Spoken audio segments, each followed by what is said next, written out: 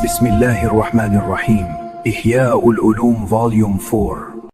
In this volume, Imam Ghazali explores the purification of the soul and the importance of knowledge in our daily lives.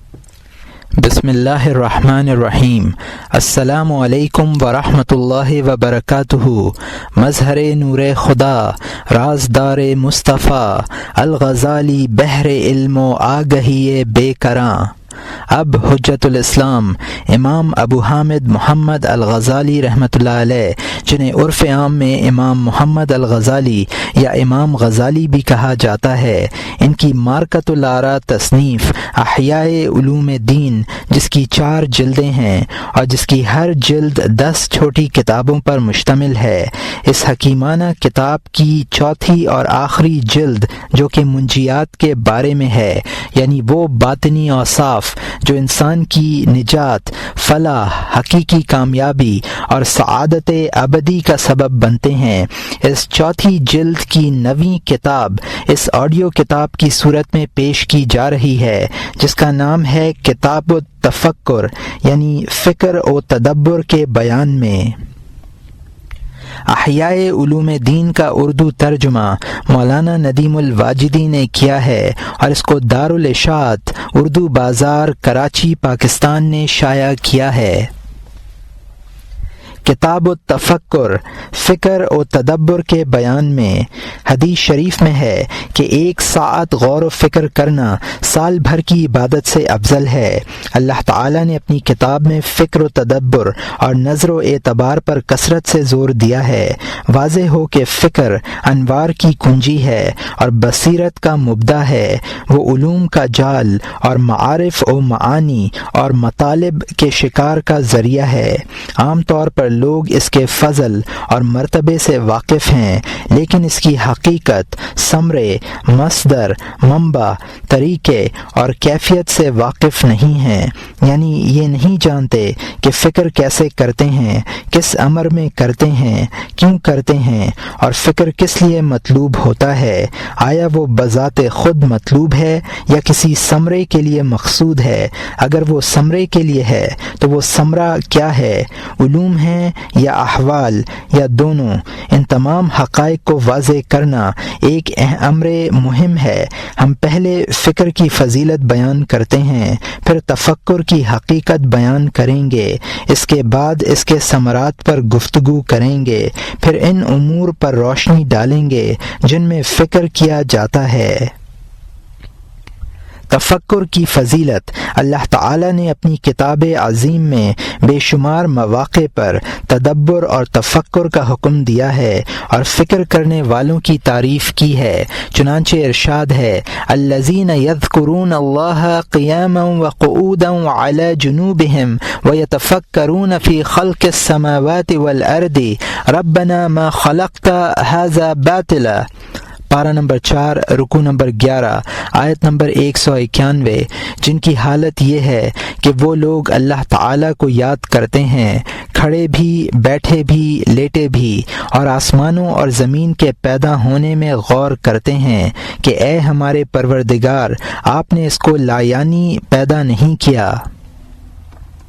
حضرت عبداللہ ابن عباس رضی اللہ عنہ فرماتے ہیں کہ کچھ لوگ اللہ تعالیٰ کے بارے میں غور و فکر کر رہے تھے، آپ نے ان سے ارشاد فرمایا کہ اللہ تعالیٰ کی مخلوقات میں فکر کرو، اس لیے کہ تم اس کا صحیح اندازہ کرنے پر قادر نہیں ہو، اور یہ ابو نعیم فی الحلیہ کی حدیث ہے۔ روایت میں ہے کہ ایک دن سرکار دو عالم صلی اللہ علیہ وسلم چند ایسے لوگوں کے پاس سے گزرے جو فکر کر رہے تھے، آپ صلی اللہ علیہ وسلم نے ان سے دریافت فرمایا کیا بات ہے، تم بول کیوں نہیں رہے ہو؟ انہوں نے عرض کیا ہم اللہ تعالیٰ کی مخلوقات میں فکر کر رہے ہیں۔ آپ صلی اللہ علیہ وسلم نے ارشاد فرمایا ایسا ہی کرو، اس کی مخلوقات میں فکر کرو، اس میں فکر مت کرو۔ یہاں سے قریب ایک سفید زمین ہے جس کی سفیدی روشنی ہے اور روشنی سفیدی ہے، اس کا فاصلہ مغرب کی طرف کو 40 دن کا ہے، اس کے باشندے کسی بھی وقت اللہ تعالیٰ کی نافرمانی نہیں کرتے۔ لوگوں نے عرض کیا یا رسول اللہ، شیطان ان سے کہاں رہتا ہے؟ آپ نے فرمایا وہ نہیں جانتے شیطان پیدا بھی ہوا ہے یا نہیں۔ لوگوں نے کہا وہ لوگ حضرت آدم علیہ السلام کی اولاد ہیں؟ آپ صلی اللہ علیہ وسلم نے فرمایا وہ لوگ نہیں جانتے کہ آدم پیدا بھی ہوئے ہیں یا نہیں۔ حضرت عطا فرماتے ہیں کہ ایک دن میں اور عبید ابن عمیر حضرت عائشہ رضی اللہ عنہا کی خدمت میں حاضر ہوئے اور ہم نے ان سے پردے کے پیچھے سے گفتگو کی۔ آپ نے فرمایا کہ اے عبید، تم ہم سے ملنے کے لیے کیوں نہیں آتے؟ عبید نے کہا اللہ تعالیٰ کے اس ارشاد کی بنا پر کہ کبھی کبھی ملو، اس سے محبت زیادہ ہوگی۔ عبید نے عرض کیا کہ سرکار دو عالم صلی اللہ علیہ وسلم کی کوئی عجیب ترین بات بیان فرمائی۔ حضرت عائشہ رضی اللہ عنہا یہ سن کر رونے لگیں اور فرمایا کہ آپ کی تمام باتیں ہی عجیب تھیں۔ ایک رات میرے پاس تشریف لائے، یہاں تک کہ میرا بدن آپ کے جسم مبارک سے مس ہو گیا، پھر فرمایا مجھے چھوڑو، میں اللہ تعالی کی عبادت کروں گا۔ اس کے بعد آپ نے ایک مشکیزے سے پانی لے کر وضو کیا، پھر نماز کے لیے کھڑے ہوئے اور اس قدر روئے کہ آپ کی داڑھی مبارک تر ہو گئی۔ اس کے بعد سجدے میں روئے یہاں تک کہ زمین تر ہو گئی، پھر کروٹ لے کر لیٹ گئے یہاں تک کہ بلال صبح کی نماز کے لیے اطلاع دینے حاضر ہوئے۔ انہوں نے عرض کیا یا رسول اللہ، آپ کیوں روتے ہیں؟ اللہ تعالی نے آپ کے اگلے پچھلے گناہ معاف فرما دیے ہیں۔ آپ صلی اللہ علیہ وسلم نے فرمایا اے بلال، میں کیوں نہ روؤں؟ اللہ تعالی نے آج رات مجھ پر یہ آیت نازل فرمائی ہے، ان فی خلق السماوات والارض واختلاف اللیل والنہار لآیات لأولی الالباب، پارہ نمبر 4 رکوع نمبر 11 آیت نمبر 190۔ بلا شبہ آسمانوں کے اور زمین کے بنانے میں اور یک کے بعد دیگرے رات اور دن کے آنے جانے میں اہل عقل کے لیے دلائل ہیں۔ پھر فرمایا اس شخص کے لیے تباہی ہو جو یہ آیت پڑھے اور اس میں فکر نہ کرے، اور یہ صحیح ابن حبان کی حدیث ہے جس کو عطا نے روایت کیا ہے۔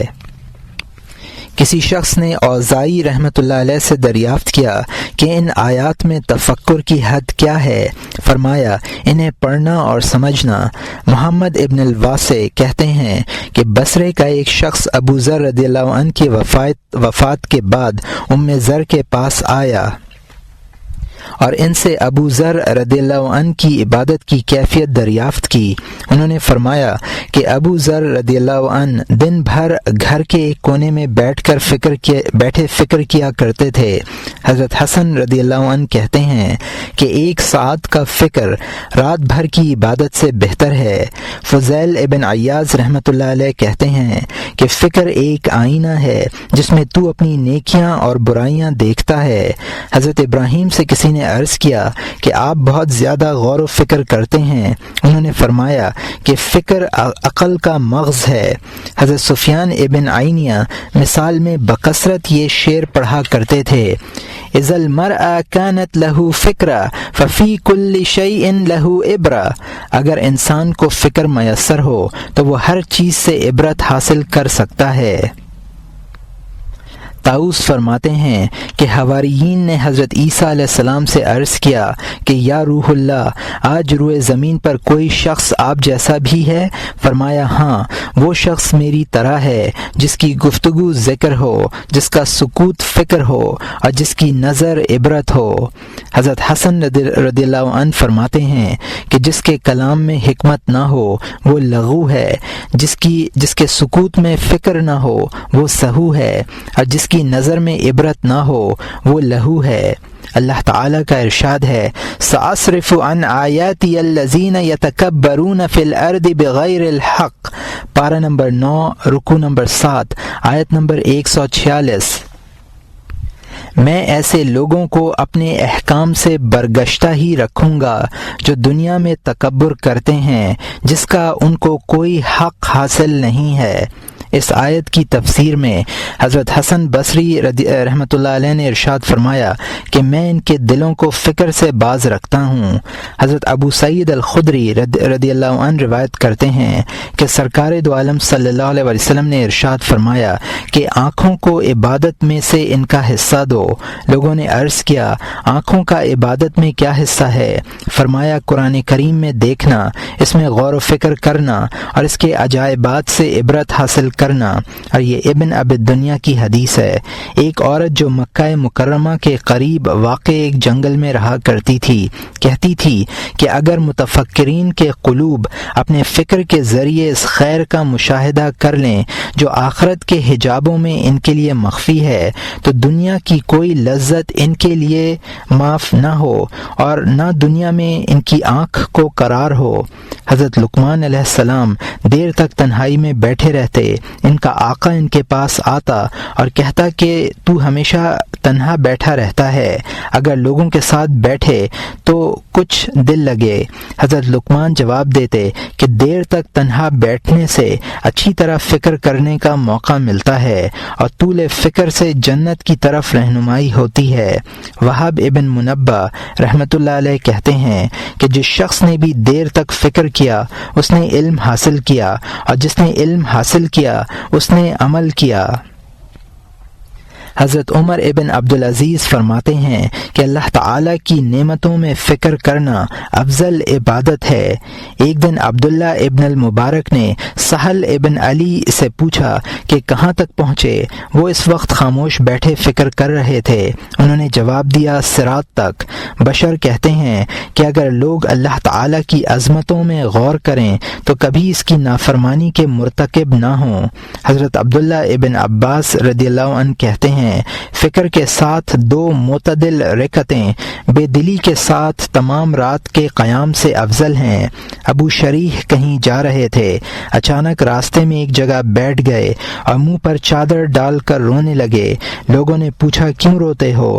فرمایا مجھے اپنے عمر کے ضیاع، اعمال کی قلت اور موت کی قربت کا خیال آ گیا تھا۔ حضرت ابو سلیمان کہتے ہیں کہ اپنی آنکھوں کو رونے کا اور قلوب کو فکر کا عادی بناؤ۔ ابو سلیمان دارانی رحمۃ اللہ علیہ کہتے ہیں کہ دنیا کی فکر کرنا آخرت سے حجاب ہے اور اہل ولایت کے لیے عذاب ہے، اور فکر آخرت سے حکمت حاصل ہوتی ہے اور قلوب کو زندگی ملتی ہے۔ حاتم کہتے ہیں کہ عبرت سے علم زیادہ ہوتا ہے، ذکر سے محبت بڑھتی ہے اور فکر سے خوف زیادہ ہوتا ہے۔ حضرت عبداللہ ابن عباس رضی اللہ عنہ فرماتے ہیں کہ خیر میں فکر عمل کا باعث ہوتا ہے اور شر پر ندامت اس کے ترک کا سبب ہوتی ہے۔ روایت ہے کہ اللہ تعالیٰ نے اپنی کسی آسمانی کتاب میں یہ کلمات نازل فرمائے ہیں کہ میں کسی حکیم کا کلام قبول نہیں کرتا بلکہ اس کے ارادے اور خواہش کو دیکھتا ہوں۔ اگر اس کا ارادہ اور خواہش میرے لیے ہوتا ہے تو میں اس کی خاموشی کو فکر اور اس کے کلام کو حمد بنا دیتا ہوں، اگرچہ وہ زبان سے کچھ نہ بولے۔ حضرت حسن بصری رحمۃ اللہ علیہ فرماتے ہیں کہ اہل عقل ذکر سے فکر کے اور فکر سے ذکر کے عادی ہوتے ہیں، یہاں تک کہ ان کے قلوب حکمت کی باتیں کرتے ہیں۔ اسحاق ابن خلف کہتے ہیں کہ ایک رات جب کہ چاند پوری طرح روشن تھا، حضرت داؤد طائی گھر کی چھت پر تھے۔ وہ آسمان کی جانب دیکھنے لگے اور زمین و آسمان کے ملکوت میں غور کرنے لگے اور رونے لگے، اور روتے روتے اپنے ایک پڑوسی کے گھر میں جا گرے۔ آپ کا پڑوسی برہنہ جسم اپنے بستر سے کود کر کھڑا ہوا، اس کے ہاتھ میں تلوار تھی۔ اس نے یہ خیال کیا کہ کوئی چور گھر میں گھس آیا ہے، مگر جب اس کی نظر داؤد طائی پر پڑی تو تلوار میان میں رکھ لی اور کہنے لگا کہ آپ کو کس نے گرا دیا ہے؟ انہوں نے فرمایا مجھے گرنے کا احساس تک نہیں ہوا۔ جنید بغدادی رحمۃ اللہ علیہ کہتے ہیں کہ بہترین اور اعلیٰ مجلس وہ ہے جس میں میدان توحید میں فکر کے گھوڑے دوڑائے جائیں، نسیم معرفت کا لطف لیا جائے اور بحر محبت سے شراب محبت پی جائے اور اللہ تعالیٰ پر حسن ظن کے ساتھ نظر کی جائے۔ اس کے بعد فرمایا کہ ان مجالس کی کیا تعریف کی جائے، وہ نہایت اعلیٰ ہیں اور وہ شراب نہایت لذیذ شیریں ہے۔ حضرت امام شافعی رحمۃ اللہ علیہ فرماتے ہیں کہ کلام پر خاموشی سے اور استنباط پر فکر سے مدد لو۔ یہ بھی فرمایا کہ امور میں صحیح طور پر نظر کرنا مغالطہ سے بچاتا ہے، رائے میں پختگی ندامت سے محفوظ رکھتی ہے، غور و فکر سے آدمی کو دانائی اور احتیاط ظاہر ہوتی ہے، عقل مندوں سے مشورہ کرنا مستقل مزاجی اور پختہ بصیرت پیدا کرتا ہے۔ اس لیے عزم کرنے سے پہلے فکر کرو اور عمل سے پہلے غور کرو اور اقدام سے پہلے مشورہ کر لو۔ آپ نے یہ بھی فرمایا کہ فضائل 4 ہیں، ایک حکمت، اس کا قوام فکر ہے، دوسری غفلت، اس کا قوام شہوت ہے، تیسری قوت، اس کا قوام غضب ہے، اور چوتھی عدل، اس کا قوام نفسانی قوتوں میں اعتدال ہے۔ فکر کے متعلق علماء کے یہ اقوال ہیں، لیکن ان میں سے کسی نے بھی فکر کی حقیقت اور امور فکر پر روشنی نہیں ڈالی۔ فکر کی حقیقت اور اس کا ثمرہ۔ فکر کے معنی یہ ہیں کہ دل میں 2 معرفتیں حاضر ہوں تاکہ ان سے تیسری معرفت پیدا ہو، اور اس کی مثال یہ ہے کہ جو شخص دنیا کی طرف مائل ہوتا ہے اور دنیاوی زندگی کو ترجیح دیتا ہے اور یہ چاہتا ہے کہ اسے کسی طرح اس امر کی معرفت حاصل ہو جائے کہ آخرت کا اختیار کرنا دنیا سے بہتر ہے، تو اس معرفت کے طریقے یہ ہیں۔ ایک تو یہ ہے کہ کسی دوسرے سے سنے کہ آخرت کو ترجیح دینا دنیا کو ترجیح دینے سے بہتر ہے، اس کی تقلید کرے اور حقیقت امر سے واقف ہوئے بغیر اس کی تصدیق کرے، اور اپنے عمل سے محض کہنے والے پر اعتماد کرتے ہوئے ترجیح آخرت کی طرف مائل ہو، اسے تقلید کہتے ہیں، معرفت نہیں کہتے۔ اور دوسرا طریقہ یہ ہے کہ پہلے یہ جانے کہ جو چیز باقی رہنے والی ہے اسے ترجیح دینا بہتر ہے، پھر یہ جانے کہ آخرت باقی رہنے والی ہے۔ ان دونوں معرفتوں سے تیسری معرفت یہ حاصل ہوگی کہ آخرت کو ترجیح دینا بہتر ہے۔ اس معرفت کا تحقق سابقہ دونوں معرفتوں کے بغیر ممکن نہیں ہے۔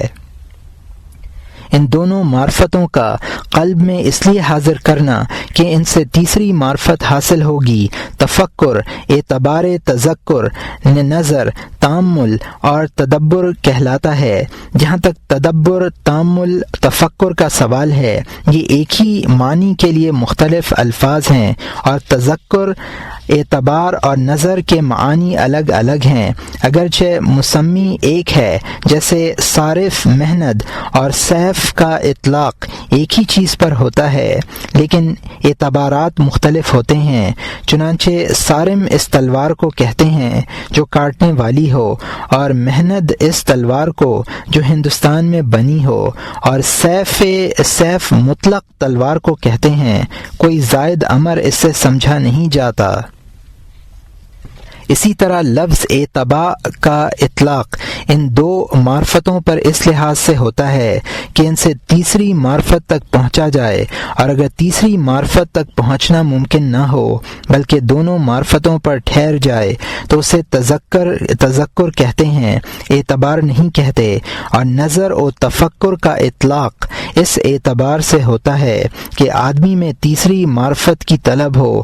جو شخص میں تیسری معرفت کی طلب نہیں ہوتی اسے ناظر یا متفکر نہیں کہہ سکتے۔ چنانچہ ہر متفکر متذکر ہوتا ہے، لیکن ہر متذکر متفکر نہیں ہو سکتا۔ تذکار کا فائدہ یہ ہے کہ قلب پر معارف کی تکرار ہو تاکہ وہ اچھی طرح راسخ ہو جائیں اور قلب سے محو نہ ہوں۔ تفکر کا فائدہ یہ ہے کہ علم زیادہ ہو اور ایسی معرفت حاصل ہو جو پہلے سے موجود نہیں تھی۔ تذکر اور تفکر میں یہ فرق ہے۔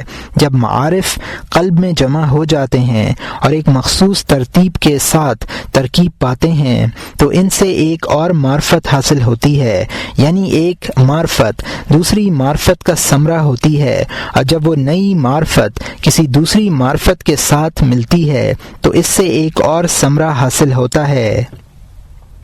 یہ نتائج و ثمرات علوم و معارف اور فکر اسی طرح بڑھتا چلا جاتا ہے یہاں تک کہ موت اس سلسلے کو منقطع کر دیتی ہے یا موانع سے یہ راہ مسدود ہو جاتی ہے۔ یہ طریقہ اس شخص کے لیے مفید ہے جو علوم سے ثمرہ حاصل کرتا ہو اور طریقے تفکر سے واقفیت رکھتا ہو۔ اکثر لوگ علم کی کثرت سے محروم ہیں کیونکہ ان کے پاس راس المال نہیں ہے، یعنی وہ معارف نہیں ہیں جن سے دوسرے معارف پیدا ہوتے ہیں۔ اس کی مثال ایسی ہے جیسے کسی شخص کے پاس سامان تجارت نہ ہو اور وہ نفع حاصل کرنے سے محروم رہ جائے۔ کبھی آدمی کے پاس راس المال بھی ہوتا ہے لیکن وہ فن تجارت سے اچھی طرح واقف نہیں ہوتا، اس لیے نفع نہیں کما پاتا۔ اس طرح بعض لوگوں کے پاس معارف و علوم کا راس المال ہوتا ہے لیکن وہ ان کے صحیح استعمال سے واقف نہیں ہوتے اور نہ یہ جانتے ہیں کہ ان معارف کو ایک دوسرے کے ساتھ کس طرح ترکیب دیا جائے کہ دوسرے معارف حاصل ہوں، اس لیے اپنے راس المال میں زیادتی نہیں کر پاتے۔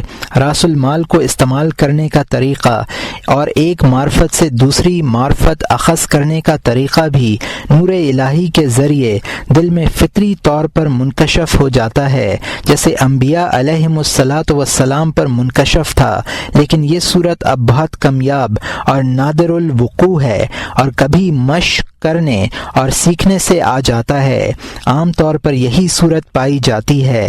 کبھی ایسا بھی ہوتا ہے کہ متفکر کو معارف حاصل ہوتے ہیں اور وہ ان کے ثمرات بھی رکھتا ہے لیکن اسے حاصل کرنے کی کیفیت معلوم نہیں ہوتی اور نہ وہ اسے بیان کرنے پر قادر ہوتا ہے کیونکہ اسے بیان کا فن نہیں آتا۔ چنانچہ بہت سے انسان ایسے ہیں جو یہ جانتے ہیں کہ آخرت کو ترجیح دینی چاہیے لیکن اگر ان سے اس معرفت کا سبب دریافت کیا جائے تو وہ اسے بیان نہ کر سکیں، حالانکہ یہ معرفت سابقہ دونوں معرفتوں کے بعد ہی حاصل ہوتی ہے، یعنی باقی رہنے والی چیز کو ترجیح ملنی چاہیے اور آخرت باقی رہنے والی ہے، اور ان دونوں معرفتوں کے بعد یہ معرفت سامنے آئی کہ آخرت کو ترجیح ملنی چاہیے۔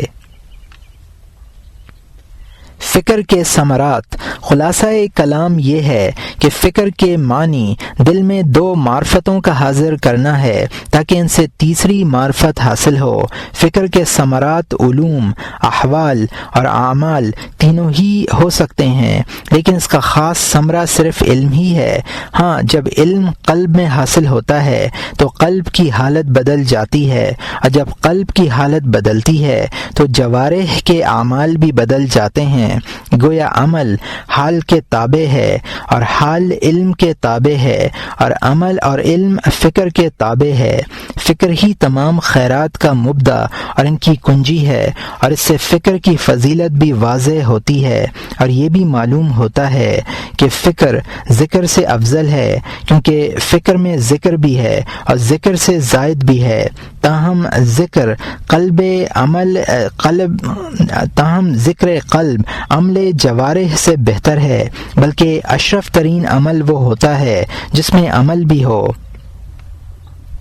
بہرحال فکر تمام اعمال سے افضل ہے، اسی لیے یہ کہا گیا ہے کہ 1 ساعت کا فکر سال بھر کی عبادت سے افضل ہے۔ بعض اکابر کہتے ہیں کہ مفکر وہ ہے جو قلب کو بری چیزوں سے پسندیدہ چیزوں کی طرف منتقل کر دے اور حرص سے زہد اور قناعت کی طرف پھیر دے۔ بعض کہتے ہیں کہ فکر مشاہدے اور تقوی کو کہتے ہیں۔ قرآن کریم میں ہے لعلہم یتقون او یحدث لہم ذکر، پارہ نمبر 16 رکوع نمبر 15 آیت نمبر 113۔ شاید وہ لوگ ڈر جائیں اور یہ قرآن ان کے لیے کسی قدر تو سمجھ پیدا کر دے۔ اگر تم فکر کے ذریعے تغیر حال کی کیفیت جاننا چاہتے ہو تو اس کی مثال وہی ہے جو ہم آخرت کے سلسلے میں پہلے لکھ چکے ہیں۔ اس مثال میں غور کرنے سے پتہ چلتا ہے کہ آخرت کو ترجیح دینا بہتر ہے۔ جب یہ معرفت یقینی طور پر ہمارے قلوب میں راسخ ہو جاتی ہے تو وہ خود بخود آخرت کی محبت اور دنیا میں زہد کی طرف مائل ہوتے ہیں۔ اسی میلان کو ہم نے حال سے تعبیر کیا ہے۔ اس معرفت سے پہلے دل کا حال یہ تھا کہ وہ عاجلہ یعنی دنیا کو پسند کرتا تھا اور اس کی طرف مائل تھا اور آخرت سے متنفر تھا اور اس کی طرف بہت کم التفات کرتا تھا، لیکن جب یہ معرفت حاصل ہوئی تو دل کا حال یکسر بدل گیا، اس کے ارادے اور رغبت میں تغیر ہو گیا۔ پھر ارادے کے تغیر نے جوارح کو مجبور کیا کہ وہ دنیا کو ایک طرف ڈالیں اور آخرت کے اعمال پر راغب ہوں۔ فکر کے 5 درجات، یہاں 5 درجات ہیں۔ ایک تذکر، اس کے معنی ہیں قلب میں دونوں معرفتوں کو حاضر کرنا۔ دوسرا تفکر، یعنی وہ معرفت حاصل کرنا جو پہلی دونوں معرفتوں سے مقصود ہے۔ تیسرا درجہ یہ ہے کہ معرفت مطلوبہ حاصل کی جائے اور اس کے ذریعے قلب کو منور کیا جائے۔ چوتھا درجہ یہ ہے کہ قلب نور معرفت کے بعد سابقہ حالت سے متغیر ہو جائے، اور پانچواں درجہ یہ ہے کہ جوارح قلب کی اس کے تغیر پذیر احوال کے مطابق خدمت کریں۔ جس طرح پتھر لوہے پر مارا جاتا ہے تو اس سے آگ نکلتی ہے اور آگ سے تاریک جگہ میں روشنی پھیلتی ہے اور آنکھ دیکھنے لگتی ہے، جبکہ اس سے پہلے اسے کوئی چیز نظر نہیں آ رہی تھی، اور اعضاء عمل کے لیے بیدار ہو جاتے ہیں۔ یہی حال نور معرفت کے چکماق کا ہے، اور اس چکماق کا نام فکر ہے۔ یہ فکر 2 معرفتوں کو جمع کرتا ہے، جیسے وہاں آگ اور پتھر دونوں جمع ہوتے ہیں اور ان دونوں کے درمیان ایک مخصوص ترکیب پیدا کی جاتی ہے۔ جس طرح لوہے پر پتھر کو مخصوص طریقے پر مارا جاتا ہے، اس سے معرفت کا نور پیدا ہوتا ہے۔ جس طرح لوہے سے آگ پیدا ہوتی ہے اور اس نور کی وجہ سے قلب متغیر ہو جاتا ہے اور اس طرف مائل ہو جاتا ہے جس طرف پہلے مائل نہیں تھا، جیسے آگ کی روشنی میں آنکھ ان چیزوں کو دیکھتی ہے جنہیں روشنی سے پہلے نہیں دیکھتی تھی۔ بہرحال فکر کے ثمرات علوم اور احوال دونوں ہیں۔ یہ علوم کی کوئی انتہا ہے اور نہ ان احوال کی کوئی حد ہے جو قلب پر وارد ہوتے ہیں۔ اسی لیے اگر کوئی سالک یہ چاہے کہ وہ ان امور کا احاطہ کر سکے جن میں فکر کی گنجائش ہے تو ایسا کرنا اس کے لیے ممکن نہ ہو، اس لیے کہ مواقع فکر بے شمار ہیں اور اس کے ثمرات کی کوئی انتہا نہیں ہے۔ تاہم ہماری کوشش یہ ہوگی کہ وہ تمام مواقع فکر ضبط تحریر میں آ جائیں جو مہمات علوم دین سے متعلق ہیں یا ان احوال سے جن کا تعلق سالکین کے مقامات سے ہے، لیکن یہ ایک اجمالی ضبط ہوگا کیونکہ تفصیل کے لیے ضروری ہے کہ ہم تمام علوم کی شرح کریں۔ اس کتاب کے مختلف ابواب دراصل انہی احوال و علوم و احوال میں سے بعض کی شرحیں ہیں، کیونکہ ان میں وہ علوم بیان کیے گئے ہیں جو مخصوص افکار سے مستفاد ہوتے ہیں۔ ہم بطور اشارہ بیان کریں گے تاکہ فکر کے مواقع پر اطلاع ہو جائے۔ مواقع فکر یا فکر کی راہیں، جاننا چاہیے کہ فکر کبھی ایسے امر میں ہوتا ہے جس کا تعلق دین سے ہوتا ہے اور کبھی ایسے امر میں جس کا تعلق دین سے نہیں ہوتا۔ ہماری غرض متعلقات دین سے ہے، اس لیے ہم غیر متعلق چیزوں کو نظر انداز کرتے ہیں، اور دین سے ہماری مراد وہ معاملہ ہے جو بندے اور اس کے رب کے درمیان ہوتا ہے۔ بندے کے تمام افکار یا تو خود بندے سے، اس کی صفات اور احوال سے متعلق ہوتے ہیں، یا معبود اور اس کی صفات و افعال سے متعلق ہوتے ہیں۔ یہ ممکن ہی نہیں کہ افکار ان 2 قسموں سے تجاوز کر سکیں۔ جن افکار کا تعلق بندے سے ہے ان کی بھی 2 قسمیں ہیں، یا تو وہ ان احوال و صفات میں ہوتے ہیں جو اللہ تعالیٰ کو پسند ہیں، یا ایسے احوال و صفات میں جو اللہ تعالیٰ کے نزدیک مبغوض ہیں۔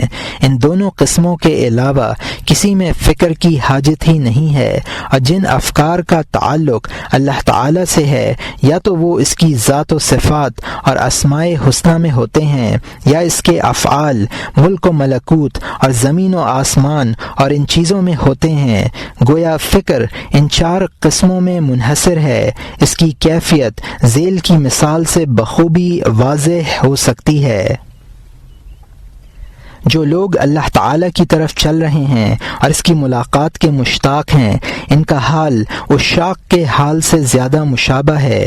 ہم ایک عاشق صادق فرض کیے لیتے ہیں اور کہتے ہیں کہ جو شخص عشق میں اپنے پورے وجود سے مستغرق ہوتا ہے، اس کا فکر یا تو معشوق سے متعلق ہوتا ہے یا اپنے نفس سے۔ اگر معشوق کا فکر کرتا ہے تو اس کے جمال اور خوبصورتی میں فکر کرتا ہے یا اس کی ذات میں فکر کرتا ہے تاکہ اس فکر سے لذت حاصل کرے، یا اس کے ان اوصاف میں فکر کرتا ہے جو اس کی خوبی اور کمال تصور کیے جاتے ہیں تاکہ اس فکر سے لذت اور بڑھ جائے۔ اور اگر اپنے نفس میں فکر کرتا ہے تو یہ دو حال سے خالی نہیں ہوتا، یا تو اپنے ان اوصاف میں فکر کرتا ہے جو محبوب کے نزدیک اچھے نہیں ہیں اور ان کی وجہ سے وہ اس کی نظروں میں ذلیل و خوار ہوتا ہے، یا ان اوصاف میں فکر کرتا ہے جو محبوب کو پسند ہیں اور ان کے باعث محبوب کا زیادہ التفات حاصل کیا جا سکتا ہے۔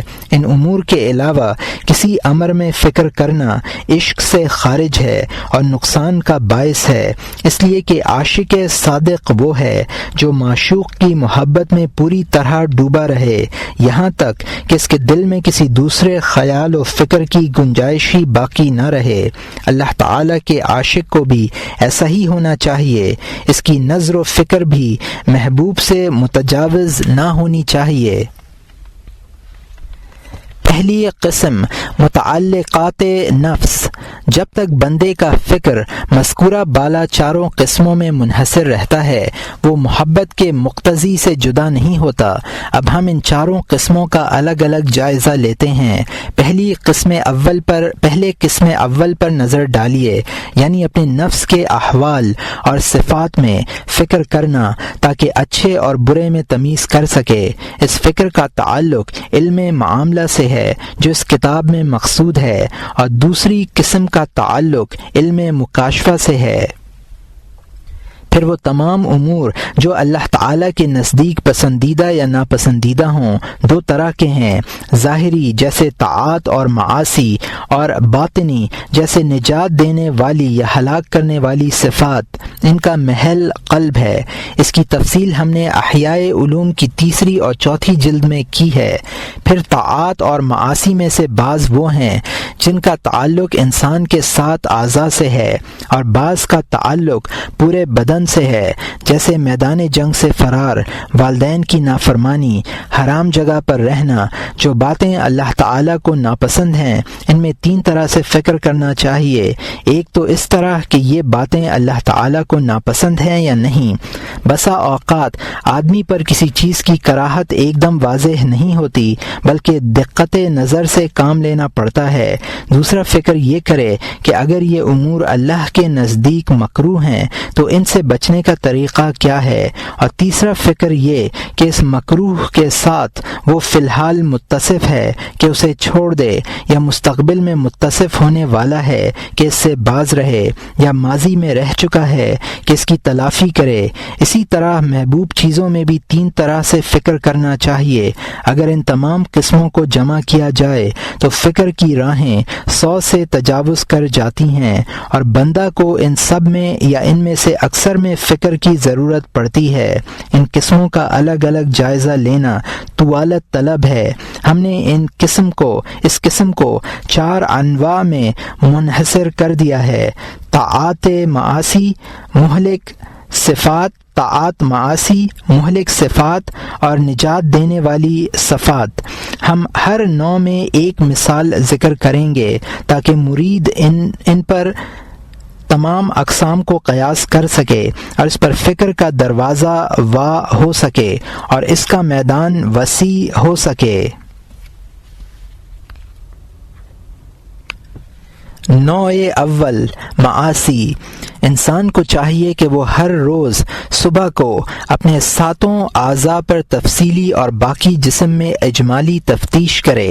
اگر وہ فی الحال معصیت میں ملوث ہوں تو اسے ترک کر دے، اور اگر کل ملوث ہو چکے ہیں تو اس کا تدارک کرے، اور اگر کل کو اس میں ملوث ہونے والے ہیں تو اس سے بچنے اور دور رہنے کی تیاری کرے۔ مثال کے طور پر زبان کا جائزہ لے اور یہ تصور کرے کہ زبان غیبت، جھوٹ، خود ستائی اور دوسروں کے استہزاء، قطع کلامی، دوسروں کو برا کہنے اور لایعنی امور میں دخل دینے میں لگی رہتی ہے۔ سب سے پہلے اپنے دل میں یہ اعتقاد راسخ کر لے کہ یہ تمام باتیں اللہ تعالیٰ کو سخت ناپسند ہیں۔ پھر قرآن و سنت کی آیات و روایات میں غور کرے جو شدید عذاب پر دلالت کرتی ہیں۔ پھر یہ دیکھے کہ وہ اپنے گناہوں کے باعث اس عذاب شدید کا مستحق بننے والا ہے۔ اس کے بعد یہ فکر کرے کہ وہ ان گناہوں سے کیسے بچ سکتا ہے، اور یہ جانے کہ ان گناہوں سے بچنے کا اس کے علاوہ کوئی طریقہ نہیں ہے کہ گوشہ نشینی، خلوت اور تنہائی اختیار کرے، اور ایسے نیک اور متقی شخص کی ہم نشینی اختیار کرے جو ہر اس کلام پر تیری گرفت کر سکے جو اللہ کو ناپسند ہے، یا دوسروں کے ساتھ بیٹھنے سے پہلے اپنے منہ میں کنکر رکھ لے تاکہ زبان غلط باتوں سے رکی رہے، اور یہ یاد رہے کہ زبان کی آفات سے بچنے کے لیے یہ کنکر منہ میں رکھا گیا ہے۔ زبان کے گناہوں سے بچنے کے لیے یہ تدبیریں کی جا سکتی ہیں۔ اسی طرح کان کے متعلق فکر کرے کہ اس کے ذریعے غیبت، جھوٹ، لغو گفتگو، بیہودہ اور بدعت کی باتیں سنی جاتی ہیں۔ یہ باتیں عام ہیں اور زید و عمر کسی سے بھی سننے میں آ سکتی ہیں، ان سے بچنا چاہیے، خلوت نشیں ہو کر یا نہیں عن المنکر کے ذریعے، یعنی اگر کسی کو کان کی برائی میں مبتلا دیکھے تو اسے منع کر دے۔ پیٹ کے بارے میں یہ فکر کرے کہ اس کی معصیت کھانے پینے کے باب میں ہوتی ہے، کبھی تو زیادہ کھا کر، اگرچہ وہ حلال غذا حلال ہو، کیونکہ زیادہ کھانا بھی اللہ کو ناپسند ہے، اس سے شہوت کو تقویت ملتی ہے، اور شہوت دشمن خدا شیطان کا ہتھیار ہے، اور کبھی حرام اور مشتبہ غذا کھا کر پیٹ معصیت کا مرتکب ہوتا ہے۔ کھانے سے پہلے یہ دیکھ لینا چاہیے کہ اس کی غذا کہاں سے حاصل ہو رہی ہے۔ پیٹ کی برائی سے اسی طرح بچا جا سکتا ہے۔ پھر یہ بات صرف غذا ہی کے ساتھ خاص نہیں ہے، بلکہ لباس اور مکان کے سلسلے میں بھی سوچنا چاہیے کہ یہ چیزیں اسے حلال ذرائع سے میسر ہوئی ہیں یا حرام و مشتبہ ذرائع سے۔ اپنے ذرائع آمدنی کے متعلق بھی فکر کرے کہ وہ جائز ہیں یا نہیں۔ اگر ناجائز ہوں تو جائز ذرائع آمدنی کے باب میں فکر کرے اور ان ذرائع سے اپنا رزق حاصل کرنے کی تدبیر سوچے، اور یہ دیکھے کہ وہ حرام امور سے کس طرح بچ سکتا ہے۔ اپنے نفس کو باور کرائے کہ عقل حرام کی موجودگی میں تمام عبادتیں ضائع ہو جاتی ہیں۔ عبادات کی بنیاد عقل حلال پر ہے، چنانچہ ایک حدیث میں ہے کہ اللہ تعالیٰ کسی ایسے بندے کی نماز قبول نہیں کرتا جس کے کپڑے کی قیمت 1 درہم حرام ہو، اور یہ احمد کی حدیث ہے جس کو ابن عمر رضی اللہ عنہ نے روایت کیا ہے۔ تمام اعضاء میں اسی طرح فکر کرے۔ جو کچھ یہاں بیان کر دیا گیا ہے وہ بہت کافی ہے۔ امید ہے جو شخص تفکر کے ذریعے ان احوال کے صحیح اور حقیقی معرفت حاصل کرے گا وہ دن بھر اعضاء کی نگرانی رکھے گا، اور اس نگرانی کی وجہ سے اعضاء گناہوں سے محفوظ رہیں گے۔ نوع ثانی طاعات، سالک کو چاہیے کہ وہ پہلے ان اعمال میں فکر کرے جو اس پر فرض کیے گئے ہیں، یعنی وہ انہیں کس طرح ادا کرے، نقص اور کوتاہی سے کس طرح محفوظ رکھے، اور اگر ان میں نقص پیدا ہو جائے تو نوافل کے ذریعے ان کی تلافی کس طرح کرے۔ پھر ہر عضو کا الگ الگ جائزہ لے اور ان اعمال میں فکر کرے جو اللہ کو پسند ہیں اور جن کا تعلق اس کے اعضاء سے ہے۔ مثال کے طور پر یہ سوچے کہ آنکھ عبرت کے مناظر دیکھنے کے لیے پیدا کی گئی ہے، اس کے ذریعے آسمان و زمین کے ملکوت کا مشاہدہ کرنا چاہیے اور اللہ تعالیٰ کی کتاب اور سرکار دو عالم صلی اللہ علیہ وسلم کے کلام کا مطالعہ کرنا چاہیے۔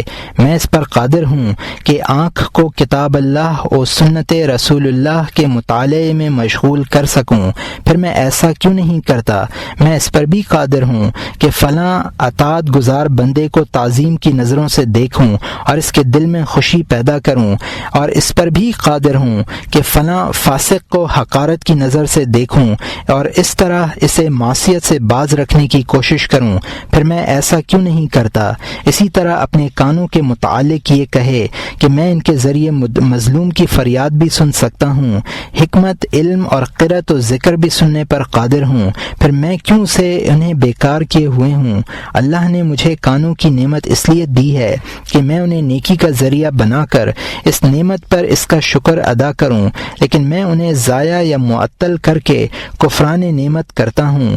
اسی طرح زبان میں فکر کرے اور یہ کہے کہ میں تعلیم وعظ، اہل صلاح سے اظہار تعلق، فقراء کے احوال کے بارے میں سوال کرنے پر قادر ہوں، اور مجھے اللہ نے اس کی قدرت بھی عطا کی ہے کہ اچھی بات کہہ کر نیک زید اور عالم عمر کے قلوب کو خوش کر سکوں۔ ہر اچھی بات ایک صدقہ ہے۔ اسی طرح اپنے مال کے متعلق بھی فکر کرے کہ میں اپنا مال فلاں کو صدقہ دے سکتا ہوں، میں فی الوقت اس کا محتاج نہیں ہوں، جب مجھے ضرورت ہوگی اللہ تعالیٰ مجھے اسی طرح کا دوسرا مال عطا کر دے گا، اور اگر مجھے فی الحال بھی اس مال کی ضرورت ہے تب بھی یہ مال دوسرے کو صدقہ کر دینا ہی زیادہ بہتر ہے، کیونکہ ضرورت کے ہوتے ہوئے ایثار کرنا بڑے ثواب کا کام ہے، اور میں مال سے زیادہ اس ثواب کا محتاج ہوں۔ اپنے تمام اعضاء، تمام جسم، تمام مال و دولت، بلکہ اپنے تمام جانوروں، غلاموں اور بچوں کا اسی طرح جائزہ لے، کیونکہ یہ تمام چیزیں اس کے اسباب و آلات ہیں اور وہ ان کے ذریعے اللہ تعالیٰ کی اطاعت کر سکتا ہے۔ اپنی دقت فکر کے ذریعے اطاعت کی ممکنہ صورتیں تلاش کرے، پھر ان امور کی جستجو کرے جن کی وجہ سے طاعت کی ترغیب ہو، پھر نیت کے خلوص میں فکر کرے تاکہ عمل ہر طرح سے پاکیزہ اور ستھرا ہو۔ نوع ثالث، صفات مہلک۔ تیسری نوع میں وہ مہلک صفات ہیں جن کا محل قلب ہے۔ جلسوم میں ہم ان کا ذکر کر چکے ہیں، اور وہ ہیں غلبہ شہوت، غضب، بخل، کبر، عجب، ریا، حسد، بدزنی، غفلت اور غرور وغیرہ۔ اپنے دل کا جائزہ لے کر یہ دیکھے کہ اس میں یہ صفات پائی جاتی ہیں یا نہیں۔ اگر یہ خیال ہو کہ اس کا قلب ان صفات سے پاک ہے تو اس کی آزمائش کا طریقہ سوچے اور ان علامات کی جستجو کرے جو اس کے اس خیال کی تصدیق کر سکیں۔ نفس اکثر و بیشتر اپنے متعلق خیر کا گمان رکھتا ہے، وہ خیر ہی کا وعدہ کرتا ہے، لیکن بہت جلد وعدہ خلافی بھی کر بیٹھتا ہے۔ اس لیے اگر کسی شخص کا نفس تواضع اور کبر سے برات کا مدعی ہو تو بازار میں لکڑیوں کا گٹھر سر پر رکھ کر اس کی آزمائش کرنی چاہیے، جیسا کہ پچھلے لوگ اپنے نفس کا اسی طرح امتحان لیا کرتے تھے۔ اگر کسی شخص کا نفس علم کا دعویٰ کرے تو اسے غصہ میں مبتلا کرنے کی کوشش کرو اور کوئی ایسی بات کہہ کر دیکھو جس سے اسے غصہ آ جائے، پھر یہ دیکھو کہ وہ اپنا غصہ پیتا ہے یا نہیں۔ تمام صفات میں اسی طرح کرنا چاہیے۔ اس فکر کا مطلب یہ دیکھنا ہے کہ اس کا دل ناپسندیدہ صفات سے متصف ہے یا نہیں۔ اس کی کچھ علامات ہیں جو ہم نے تیسری جلد میں بیان کی ہیں۔ اگر علامات سے ان صفات کی موجودگی ثابت ہوتی ہو تو ان امور میں فکر کرے جن سے یہ صفات بری معلوم ہوں، اور یہ واضح ہو جائے کہ ان صفات کا منبع جہالت، غفلت اور باطن کی خباثت ہے۔ مثلا کوئی شخص اپنے اعمال کے عجب میں مبتلا ہو، اسے اس طرح فکر کرنا چاہیے کہ میرا عمل میرے جسم، اعضاء، قدرت اور ارادے سے ظہور پذیر ہوا ہے، اور ان تمام چیزوں کا تعلق نہ مجھ سے ہے اور نہ یہ چیزیں میرے اختیار کی ہیں، بلکہ میری طرح ان چیزوں کو بھی اللہ تعالی نے پیدا کیا ہے اور مجھ پر اپنا فضل و احسان فرمایا ہے۔ گویا اسی نے مجھے پیدا کیا ہے اور اسی نے میرے اعضاء پیدا کیے ہیں، اسی نے میری قدرت اور ارادہ کو پیدا کیا ہے، اسی نے اپنی قدرت سے میرے اعضاء کو حرکت دی ہے۔ نہ میں اپنے آپ پر عجب کر سکتا ہوں اور نہ اپنے عمل پر۔ میرے اندر اتنی بھی طاقت نہیں کہ میں از خود کھڑا ہو سکوں۔ اگر کسی شخص کو اپنے نفس میں کبر کا احساس ہو تو اسے اس کی حماقت پر مطلع کرے اور اسے سمجھائے کہ تو اپنے نفس کو بڑا سمجھتا ہے۔ بڑا تو وہ ہے جو اللہ کے نزدیک بڑا ہے، اور یہ بات موت کے بعد معلوم ہوگی کہ اللہ تعالیٰ کے نزدیک کون بڑا ہے۔ بہت سے کافر موت سے کچھ پہلے مشرف با ایمان ہوتے ہیں اور اللہ تعالیٰ کے مقرب بندے بن کر موت سے ہمکنار ہوتے ہیں، اور بہت سے مسلمان ایسے ہیں جو مرنے سے پہلے بدبختی کا شکار ہو جاتے ہیں اور ان کا خاتمہ برائی پر ہوتا ہے۔ جب یہ بات معلوم ہو جائے کہ کبر مہلک ہے اور اس کی اصل حماقت ہے تو اس کے علاج کی فکر کرے اور اس مرض کے ازالے کے لیے یہ تدبیر کرے کہ متواضعین کے طور طریقے اپنائے۔ اسی طرح اگر کسی شخص کے نفس میں کھانے کی شہوت اور اس کی حرص ہو تو یہ سوچے کہ یہ بہائم کی صفت ہے۔ اگر شہوت طعام یا شہوت جماع میں کوئی کمال ہوتا تو یہ اللہ تعالیٰ اور ملائکہ کی صفت ہوتی۔ جیسے علم اور قدرت بہائم کو اس کے ساتھ متصف نہ کیا جاتا۔ جس شخص پر یہ شہوت جس قدر غالب ہوگی اسی قدر وہ بہائم کے ساتھ مشابہ ہوگا اور ملائکہ مقربین سے دور ہوگا۔ اسی طرح غضب کے سلسلے میں اپنے نفس کو سمجھائے اور اس کے علاج کا طریقہ سوچے۔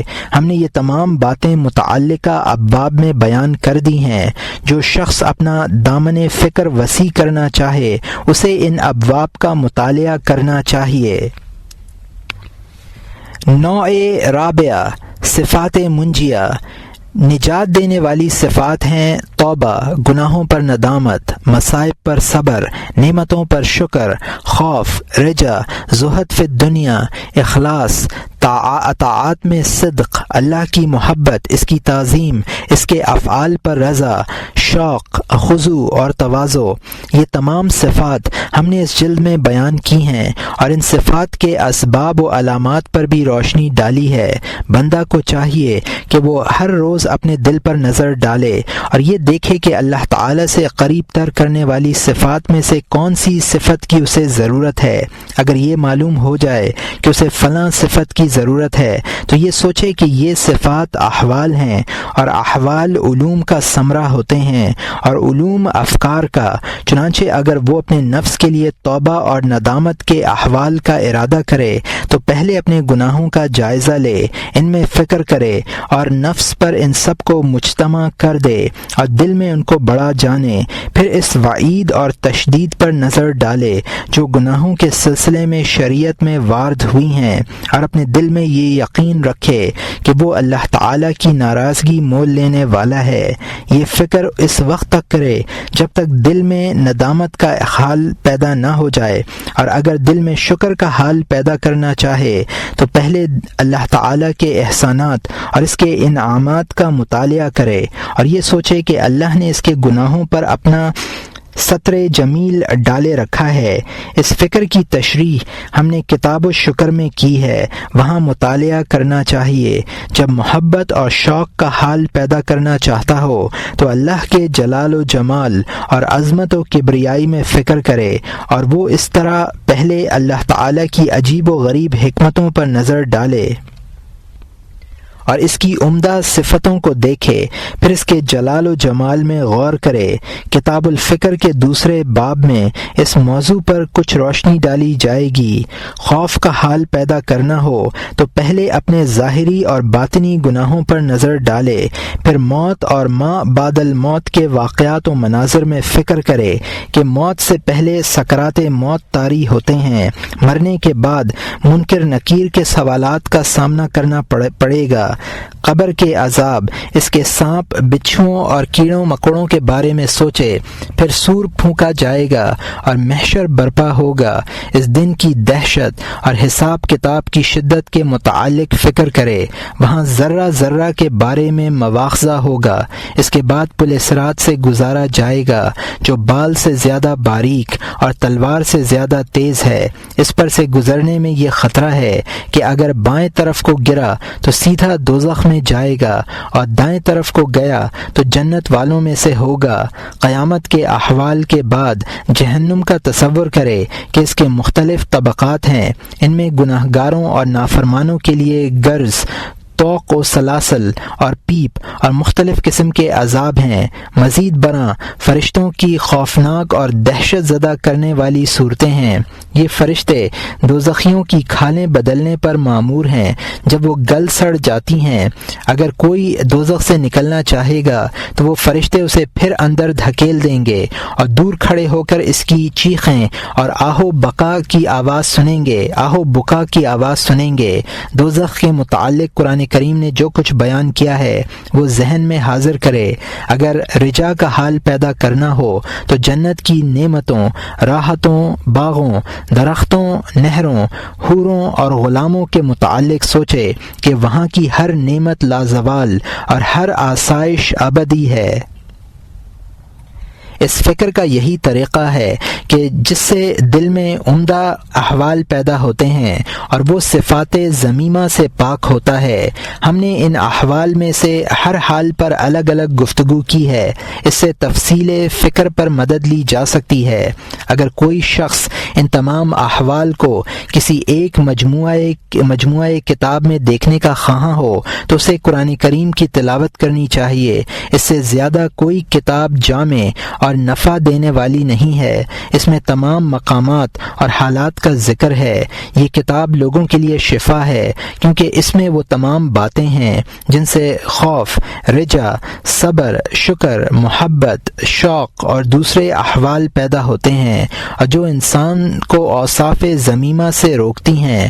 بندے کو چاہیے کہ وہ اس عظیم، نافع اور جامع کتاب کا مطالعہ کرے اور ان آیات کو بار بار پڑھے جن میں اسے ہر لمحہ فکر کرنے کی ضرورت ہے۔ اگرچہ ایک آیت 100 بار پڑھنی پڑے، فکر کے ساتھ ایک آیت کا پڑھنا اس سے بہتر ہے کہ تدبر اور تفکر کے بغیر پورا قرآن کریم پڑھ لیا جائے۔ ہر آیت پر ٹھہرے اور تأمل کرے، اگرچہ تأمل کرنے میں پوری رات گزر جائے، اس کے ہر کلمے میں بے شمار اسرار و رموز پنہا ہیں اور ان پر صرف وہی شخص مطلع ہو سکتا ہے جو صدق معاملہ کے بعد صفائے قلب کے ساتھ فکر دقیق سے کام لے۔ قرآن کریم کی طرح سرکار دو عالم صلی اللہ علیہ وسلم کے حالات مبارکہ اور احادیث مقدسہ کا بھی مطالعہ کرنا بے حد ضروری ہے، اس لیے کہ آپ کو جوامع الکلم عطا کیے گئے ہیں۔ آپ کا ہر کلمہ حکمتوں کا سمندر ہے۔ اگر کوئی عالم ان میں صحیح طور پر تأمل کرے تو وہ زندگی بھر اپنا سلسلہ فکر و تدبر منقطع نہیں کر سکتا۔ ایک آیت یا ایک حدیث شریف کی شرح کے لیے ضخیم دفاتر ناکافی ہیں۔ چنانچہ ایک حدیث میں سرکار دو عالم صلی اللہ علیہ وسلم فرماتے ہیں، ان روح القدس نفث فی روعی احبب ما احببت فانک مفارقہ وعش ما شئت فانک میت واعمل ما شئت فانک مجزن بہ۔ جبرائیل نے میرے دل میں یہ بات ڈالی کہ آپ جس چیز کو چاہیں محبوب رکھیں، اس سے جدا ضرور ہوں گے، اور جتنا چاہیں زندہ رہیں انتقال ضرور فرمائیں گے، اور جو چاہیں عمل کریں اس کا بدلہ ضرور پائیں گے۔ یہ کلمات اولین و آخرین کی حکمتوں کو جامع ہیں اور ان لوگوں کو کافی ہیں جو زندگی بھر ان میں فکر و تأمل کرنے کا ارادہ رکھتے ہوں، اس لیے کہ اگر وہ ان کلمات کے معانی پر مطلع ہو جائیں اور ان کے دل پر یقین کی طرح غالب آ جائیں تو وہ دنیا کی طرف ذرا بھی التفات نہ کر سکیں گے۔ علوم معاملہ میں اور بندے کی اچھی یا بری صفات میں فکر کرنے کا یہ طریقہ ہے۔ نو آموز سالک طریقت کو چاہیے چاہیے کہ وہ اپنے اوقات کو ان افکار میں مستغرق رکھے یہاں تک کہ اس کا قلب اخلاق محمودہ اور مقامات شریفہ سے منور ہو جائے اور اس کا ظاہر و باطن مکروہات سے پاک ہو جائے۔ یہاں یہ بات بھی یاد رہنی چاہیے کہ ان امور میں فکر کرنا اگرچہ بہترین عبادت ہے لیکن اصل مطلوب نہیں ہے، بلکہ جو شخص ان امور میں مشغول ہوتا ہے وہ صدیقین کے مطلوب سے محجوب ہوتا ہے۔ صدیقین کا مطلوب اللہ تعالیٰ کے جلال و جمال میں فکر کرنا اور اس فکر میں اس طرح مستغرق ہونا ہے کہ اپنے آپ سے بھی فنا ہو جائیں، یعنی اپنے نفس، اپنے احوال، اپنے مقامات اور صفات سب کچھ فراموش کر دیں۔ محبوب کے فکر میں ان کا عالم ایسا ہو جیسے کسی عاشق صادق کا اس وقت ہوتا ہے جب وہ اپنے معشوق کا دیدار کرتا ہے۔ اس وقت اسے یہ ہوش ہی نہیں رہتا کہ وہ اپنے حال پر نظر ڈالے اور اپنے اوصاف پر غور کرے، بلکہ وہ تو مبہوت رہ جاتا ہے اور اپنا سب کچھ فراموش کر دیتا ہے۔ عشاق کی لذت کا یہ اعلیٰ ترین درجہ ہے۔ زیر بحث فکر کا تعلق ان امور سے ہے جو قلب کو اخلاق حسنہ سے آباد کریں تاکہ اس سے قربت اور وصال کی لذت حاصل ہو۔ اب اگر کوئی شخص تمام عمر اپنے قلب کی اصلاحی میں مصروف رہا تو اسے قرب و وصال کی لذت کب حاصل ہوگی؟ اسی لیے حضرت خواص جنگلوں میں چکراتے پھرتے تھے۔